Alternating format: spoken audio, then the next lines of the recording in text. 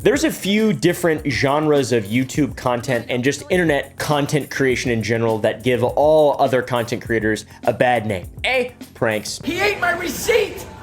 Wait, what? He ate your receipt? Do you want to pull the cameras up and see it? It's okay, it's okay. I'm just asking what's going on. I'm making sure that everything's okay. Because outside he was yelling at someone for taking his parking spot. So Who are you to do anything? What the? Everybody knows terrible, horrible prank channels that make people think YouTubers or any other type of content creator is just an insufferable, obnoxious piece of shit. Help me, help me, help me, help me, help me. Which is probably true, by the way, just in case you know. I know these. I'm a YouTuber. So nasty. A young woman is seen on video licking a container of ice cream and putting it back in the store freezer. Lick it. Oh, you foul. Put it back. Put it back. Put it back. And then 2, or B, whatever you want to say, family channels. I hate family channels. I think they suck. I'm only gonna say it one more time, and then you're gonna lose the privilege to eat dinner. I think anybody who builds a career off of shoving a camera in their child's face and then feels like in any way they had anything to do with it, they're dicks or what, I don't know. They need to get all right? They need to get streets of Manhattan or whatever. I don't know. I'm just joking around. They need to be sent to a war zone, sent to the front lines. You've been so good. Like the last 10 recordings, you've been completely fine. Look, it's not real. Researching this video has definitely made me view family content a bit differently than before. I already didn't like it. I've made a lot of videos talking shit about these people, but I feel like this video will do the same for you, which is probably good, right? Family vlogging is massively popular on YouTube. You can just Google family channel and hundreds upon hundreds will pop up. Not all of them are bad, obviously. In fact, most of them are probably completely fine. let's go do a quick little pre-trip, buddy. Gotta check the truck, make sure everything's looking good. Check the oil, and then we can start up the truck. And yes, guys, Mr. Stormy Trooper guy is coming back with us. But there is absolutely some bad apples. It all started with some simple hobbies. You know, the first couple family channels. Let's just have to sit that. Who's that one guy? The one guy who had the family channel and then he cheated on his wife with a porn star. I love her. I always will love her. I love my kids. Not the Duggars. Shit, what was his name? Yeah, that guy. Maybe. Since the first iteration of the family channel on YouTube, they now earn millions of dollars through ads, sponsorships, and merchandise. And when you start to build a relationship with your family that involves financial pressure, even just your spouse, everybody knows there's 2 kinds of marriages. 1, you marry someone you love that you want to spend all your time with, or B, you marry people you want to do business with. Here's how we reset for the new year as a self-proclaimed power couple. This time of year, we love to have our big annual partner summit. We talk about our favorite memories from the last year and what we learned, and then set some goals individually and together for the next year. Being able to separate those 2 things is massively important. And it is absolutely possible to do in a healthy way. But when you start sharing those 2 things and blur the lines and share personal moments, there's a level of exploitation and violations of privacy that become very clear the further down the rabbit hole you go. I know that her teacher is uncomfortable with her being hungry and not having a lunch. And it would ease her discomfort if I came to the school with a lunch. But I responded and just said, Eve is responsible for making her lunches in the morning, and she actually told me she did pack a lunch.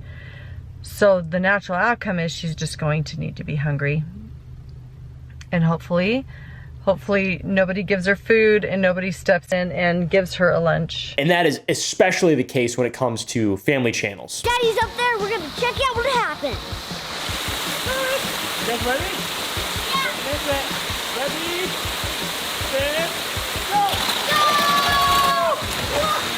And as a result of all of that, what is actually going on behind the camera versus what is being posted. In desperation, pressure to make more and more content to get the right thumbnails. You remember that video that leaked, or I guess she left it in her upload, of that woman telling her son to cry because something happened and she wanted to get a good thumbnail? What a bitch! And I can't wait for her to bring her home and be part of our family.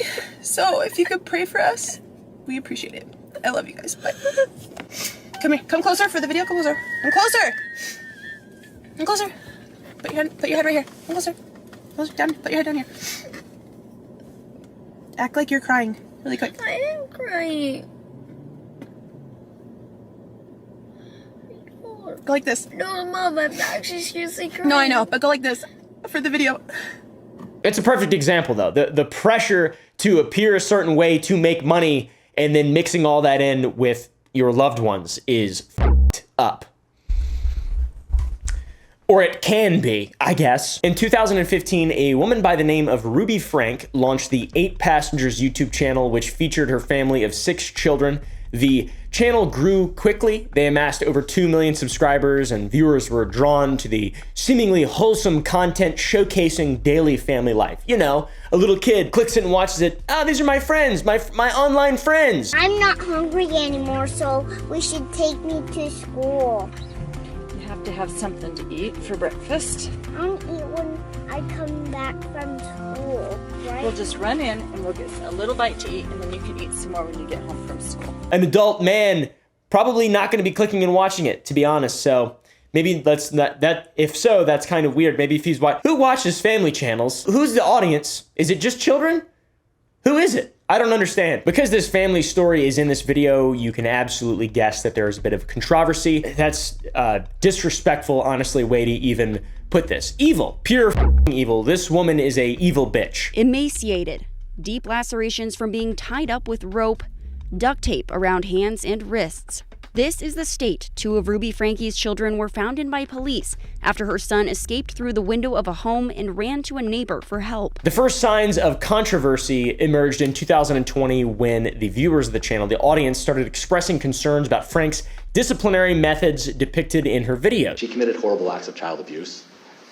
Ms. Frank held her children, ages 9 and 11, in a concentration camp-like setting. Now, I don't know how appropriate any of that stuff is. I'm not a parent, but at initial glance, seems kind of evil to treat your child like that in any of these ways. If you think it's funny, then that was 7 months ago. Maybe you need longer without a bedroom. It was not funny. Russell got the big bedroom and Chad got the smaller bedroom. And Russell's bigger bedroom also had a bathroom. But what you guys didn't know was Chad didn't get any room. He didn't get anything. He was sleeping on the floor in the family room. I couldn't imagine doing these things to my cat or dog. In total, Frankie's 4 minor children still living at the home were taken into the care of Utah's Division of Child and Family Services. Frankie, you want to go to a wilderness camp? Want to go to a wilderness camp, Frankie? Look at that on the screen right there, Frankie. Look at her. Look at her. That's Ruby Frank. You're not named after her. You're named after Frankie McDonald. Yeah, she can suck it. I love you, Frankie. A level of scrutiny began to intensify, and a Change.org petition was launched, and that reported perceived child abuse and neglect within the Frank household. The petition gained some traction, and people really started to pay attention to every single moment of what was happening in these videos. The family started getting a lot of backlash after a clip went viral of a conversation between Mother Ruby and her oldest son. In this clip, the oldest son exposes the fact that he was made to sleep in a beanbag chair for 7 months as punishment for telling his little brother they were going to Disneyland as a prank. Then some commentary/drama channels started making some videos about the potentially abusive or toxic environment at the 8 Passengers household. When I saw these DMs that she was getting accused of child abuse, I definitely had to look into everything that was going on, and luckily I got to see a lot of this stuff before she started deleting it on her channel. And in response, the parents attempted to defend themselves, claiming that the controversial incidents had been taken out of context. They even sent cease and desist letters to people who had reported on them. It's important to note here that commentary or drama channels can absolutely get things wrong, and people can absolutely make a big stink out of nothing. That is completely reasonable, but not in this case. Not even close in this case. This is, you watch this person and they seem like a reasonable person. If you watch the content, you would not think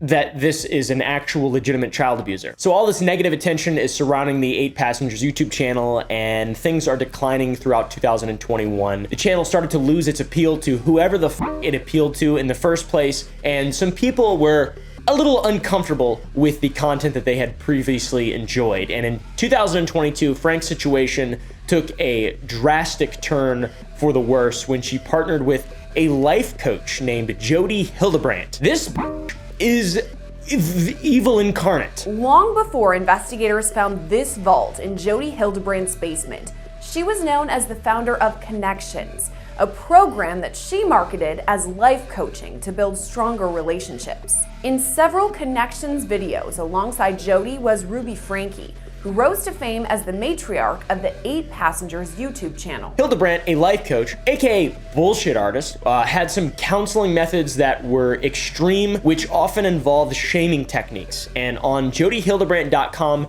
a website that was made to detail her egregiously harmful history, you can see curated reviews that call attention to Jodi's horrible behaviors and habits in her work. This lady's a real jerk. The reviews discuss a lot of things surrounding Hildebrandt, but mainly her combative and just overtly negative attitude, and the fact that she had her license put on probation in 2012 for illegally sharing client information. What the fuck? What kind of license? Life coach license? A mental health counselor license, actually, which I didn't even know that was a thing. There's so many licenses for shit. If you don't have a TV license, it won't take us long to find you. When you combine a straight up evil family channel with a temporarily unlicensed and also evil mental health counselor, Hildebrandt, you get some crazy shit. They were isolated from others and were hidden when people came to visit the house. Under the influence of Hildebrandt, Frank claimed to have embraced a distorted version of reality, and she began to view the world as an evil place filled with cops who control, hospitals that injure,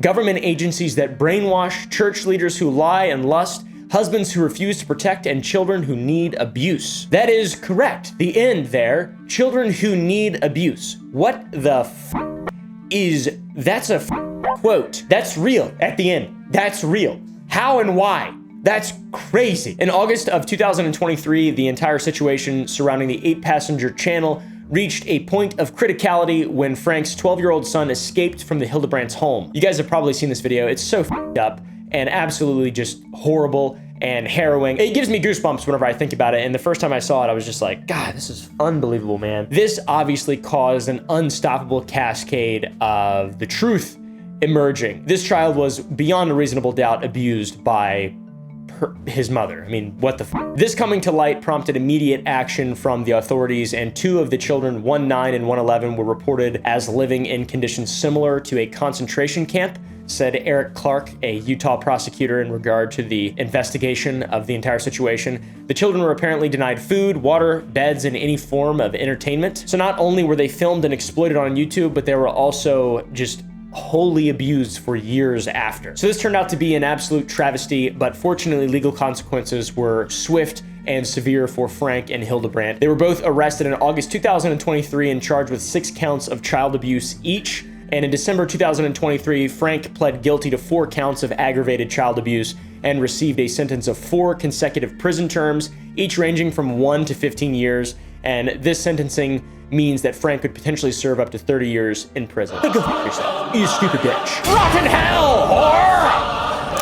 Ruby's family wrote letters to the judge ahead of the sentencing saying that she had been deeply brainwashed by Jodi Hildebrandt. So they're trying to just blame this all on Jodi. That was where the initial quote we talked about earlier came from, where she ended it by saying children needed to be abused. She learned that from Jodi. Ruby's brother shared that Ruby had consistently shared the message that mothers are important and that mothers have strength in nurturing their children. The play from the defense here seemed like they wanted to equate all of this evil with just Jodi Hildebrandt, that it was all her fault. Even Ruby's brother said he'd never been concerned for Ruby's kids because of how good she was with his own children. So it seemed like they're really trying to play the Jodi Hildebrandt is evil card, and it's not our fault at all. But, you know, it started years and years and years ago from what we can see. Obviously, I'm not a investigator. I'm not like part of the law or whatever, but it seems a little worse than that. You know, it's just how it seems. I don't know. Sherry, Frank's oldest daughter, publicly stated that she and her siblings were glad justice is being served, and even posted an Instagram picture of police armed with rifles outside of their house with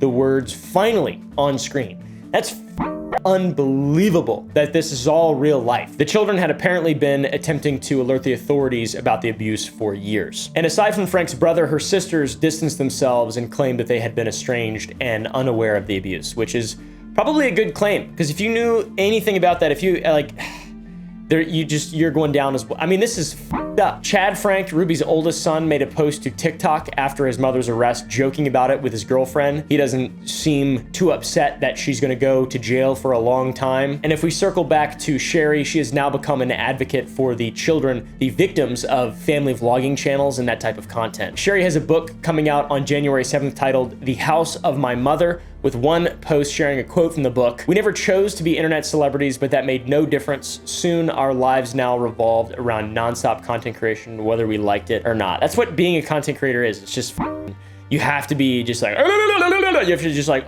or nobody cares. Nobody gives a f. You have to do the most inhuman shit to be able to get people to watch you. It's f***ed up and weird. I can't imagine forcing my children to do it. Sherry also addressed the Utah House of Representatives back in October about the dangers of family vlogging. She's done a great job at being an activist for this kind of thing. We don't need to read her entire statement on this video. If you guys want to check it out, you can. But the first paragraph paints a perfect picture. She said, "My name is Sherry Frank. My mother, Ruby Frank, is the prominent family vlogger arrested last year for child abuse. I don't come today as the daughter of a felon, nor a victim of an abnormally abusive mother. I come today as a victim of family vlogging. My goal today is not to present any idea of a solution to this problem, but to shed light on the ethical and monetary issues that come from being a child influencer." So yeah, pretty crazy. Now, imagine earning $22 million before you're even old enough to drive. For Ryan Kaji, the star of Ryan's World, a channel you have no doubt heard about, this was his reality by age 7! Nice.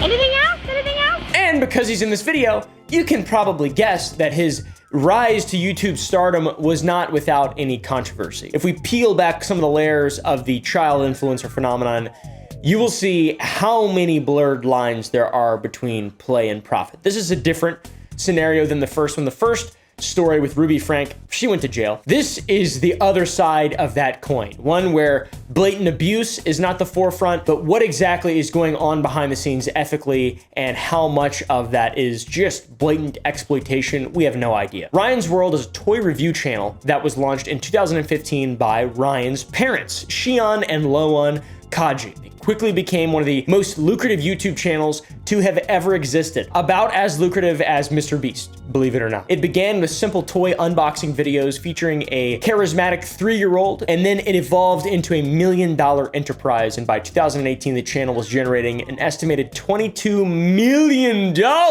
annually, with individuals routinely garnering between 1 and 2 million views, some surpassing 6 million. YouTube was the beginning, but not the end of their success. It expanded well beyond the social media giant. In 2017, they partnered with children's media company Pocket Watch and expanded the Ryan's World brand to encompass multiple YouTube channels, a television show, and an extensive line of toys. Yeah! We love toys! Oh yes, I love lead. I'm a huge fan of lead in my toys. Woo! Hey, come on, stop it. Talk about a lavish lifestyle, man. A lead-lined lavish lifestyle. A $1 million 6-bedroom mansion, an $80,000 Porsche Macan GT3 SUV. That's what that little 7-year-old was driving around. How's that even possible? He doesn't have a driver's license.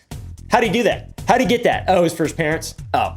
His parents were exploiting him? Oh, that's weird. I don't like that. And this company was as well? Ah, that's so weird. I mean, that's really odd. Naturally, due to the explosive growth of Ryan's World, the concerns are raised, okay? The red flags go up, and people are always talking about potential exploitation of child influencers. I mean, we know what has happened to child actors throughout the decades with Hollywood. They're almost always taken advantage of, trampled underfoot, and just silenced. We've already got evidence that that does happen on YouTube already. Not saying that's what happened with Ryan's World, obviously, but the conscientiousness of the average viewer, it begs the concern, it begs the question. How is little Ryan, the American Psycho, with his $22 million a year in revenue, how's his work schedule line up with his education and his overall well-being? He's just a fucking child. I mean, why is he doing this? This is so crazy. It makes sense, I guess, from a business perspective, but like, not from any other one. There's long hours of filming, editing. I mean, it f***s adults up.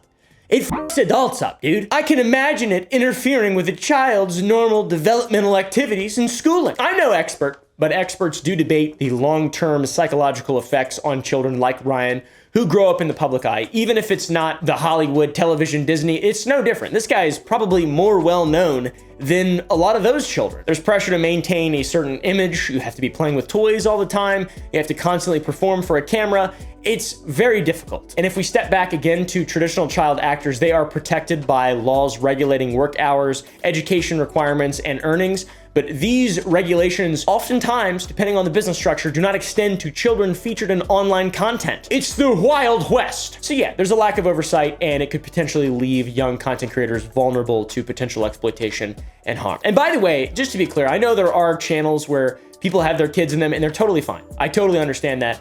Absolutely 110%. I'm not a massive, gigantic hater. I'm just like, you know, I don't really like it that much. I'm just not a big fan of it. I'm not a big fan of it. You know, I'm not watching it. Who the f is watching it? Who's it for, by the way? Is it just for money? Because like, if it's just for children, then why? If you're not teaching them stuff, then why are you even doing it? What are you making this for? I know who they're making it for. Feds, the Federal Trade Commission. In 2019, the Federal Trade Commission, the FTC, filed a complaint against Ryan's World, alleging that the channel failed to disclose paid promotions, potentially misleading its young audience adequately. Did you just fart?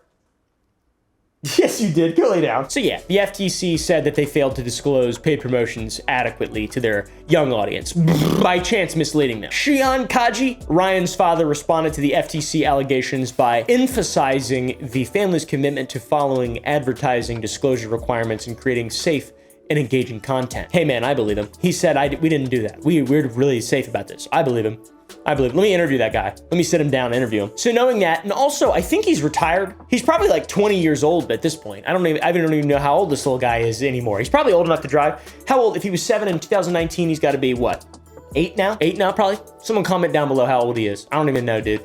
I don't even know. It makes me uncomfortable even showing children on, like, I don't know, man. My brain's changed so much over the last couple years. Just kids are this whole thing is really bad for you. Making content is very bad for you. Being on social media is very bad for you. Your phone is very bad for you. There's a multi-trillion-dollar industry that is using the basics of human needs and neurotransmitters to, I don't want to say hack, but manipulate you into spending more time on them. Not being successful or getting food for yourself or enjoying time with your family and releasing oxytocin with your family and friends and hugging people and coming together and creating things.